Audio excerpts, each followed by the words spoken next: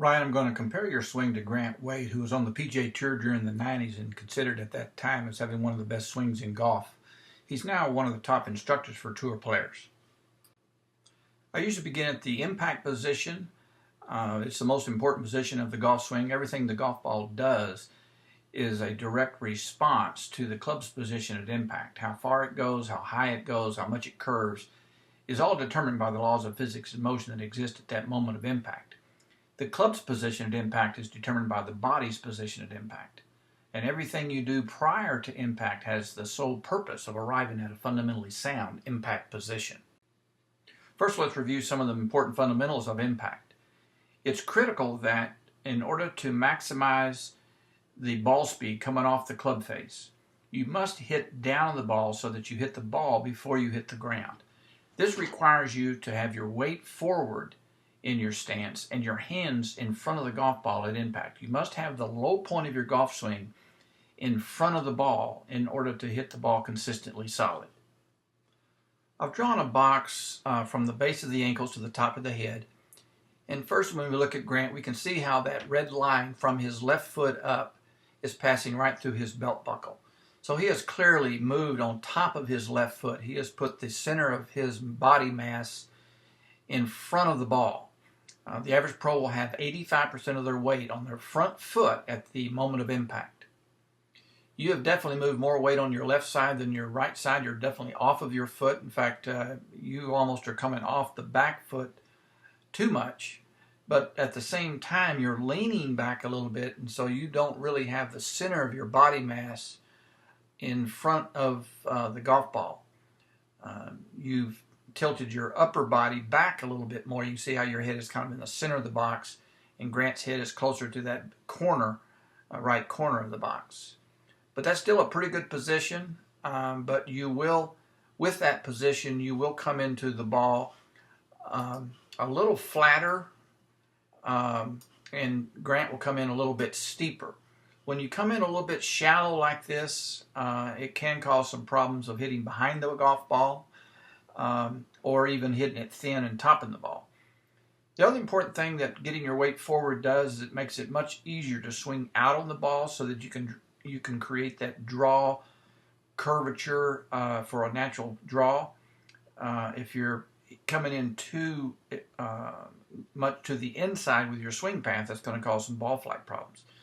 So it's much easier to swing out on the golf ball if you can get your lower body further forward. Here we are at the setup, the one position, and you've got a pretty solid setup, very athletic stance. I like the fact that your left arm is nice and extended here. It's almost in line with the shaft of the club, which is very good.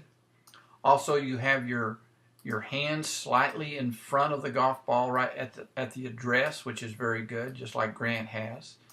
So that's going to help you focus on the image of hitting down on the golf ball when you get your hands forward. Grant has his weight maybe just a little bit more on his left side than his right side. He's probably 55% on his left side at address, and you may be 55% on your back foot versus your left foot. So you are shifting your golf circle and the low point of your golf circle in terms of where your body weight is a little further back than in Grant. That could be problematic in getting your weight on the front foot at impact. You've got a very good athletic stance, good width in your stance.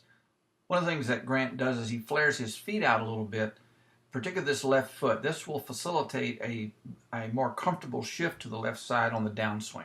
So you might consider just turning that foot out just a little, maybe not as much as Grant has done it, but a little bit more than you're currently doing it. The other thing that you would need to do is adjust your grip. Your right hand is too far underneath the handle and the palm of your hand is facing straight up in the air. I would want that right hand to be turned more on top of the clubber so that the palm of the right hand is in the same plane as the face of the club. With that new position, your right hand can simply square up to the ball, just like you want the club to square up to the golf ball.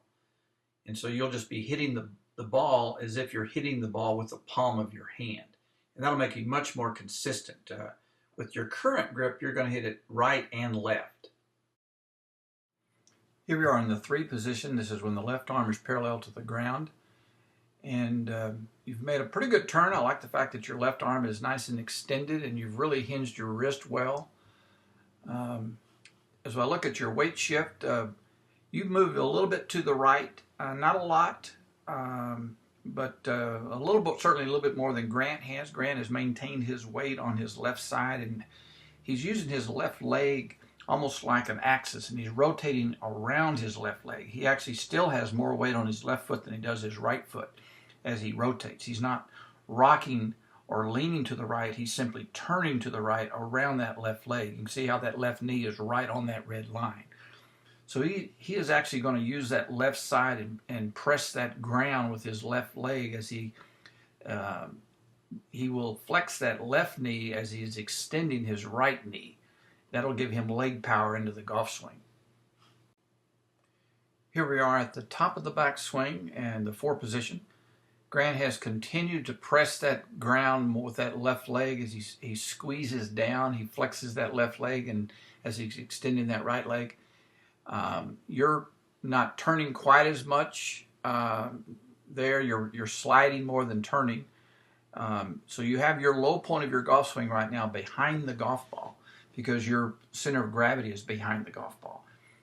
And so you've added a complexity to the golf swing. It's going to make it much more difficult to be consistent at moving your golf circle back up to the golf ball. Remember, everything you do prior to impact has the sole purpose of arriving at a fundamentally sound impact position.